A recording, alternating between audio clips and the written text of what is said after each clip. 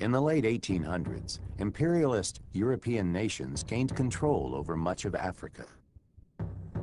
Imperialism is the domination of one country's political, economic, or cultural life by another. European countries had been establishing colonies and building empires since the late 1400s. Imperialism brought wealth and power to Europeans. But the people living in colonies were often oppressed, abused, and in some cases, even killed. In 40 years, Europe gobbled up virtually all of Africa south of the Sahara. It happened with tremendous speed, with tremendous brutality. The purpose of this conquest, like most conquests in history, was to make money for the conquerors, and they did so hand over fist and killed millions of people in the process.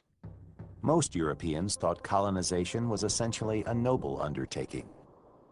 After all, they said, Europeans had strong economies, well-organized governments, and powerful armies and navies.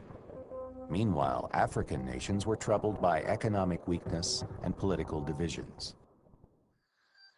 The transatlantic slave trade, which did not end until the 1800s, had drastically reduced the populations of African societies. The slave trade had also contributed to intertribal warfare. European power was fueled by the technology of the Industrial Revolution. New weapons and steam-powered locomotives and ships gave Europeans the ability to move quickly and fight wars with brutal efficiency. European manufacturers wanted access to natural resources such as rubber and petroleum. African colonies could also serve as vital ports for European merchant and naval ships. European missionaries urged Africans to give up their traditional beliefs and accept Western ways and religion. Missionaries opened hospitals and schools throughout the colonies. Sometimes they also furthered the political and economic goals of imperialist nations. Many Europeans exploited and oppressed native Africans. Some of the worst oppression occurred in the Congo. King Leopold and other wealthy Belgians exploited the land and people of the Congo. African laborers were forced to harvest ivory and rubber.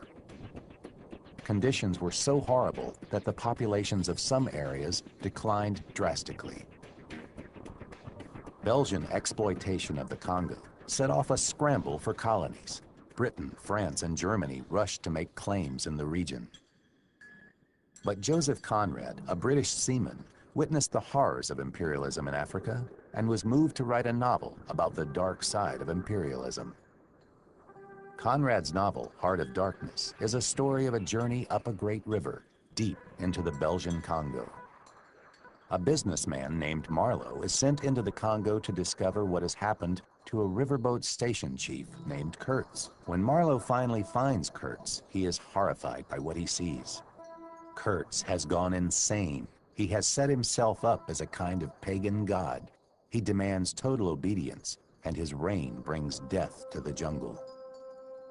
Conrad's novel brought the horrors of imperialism to life for European readers, but it did not end the scramble for colonies.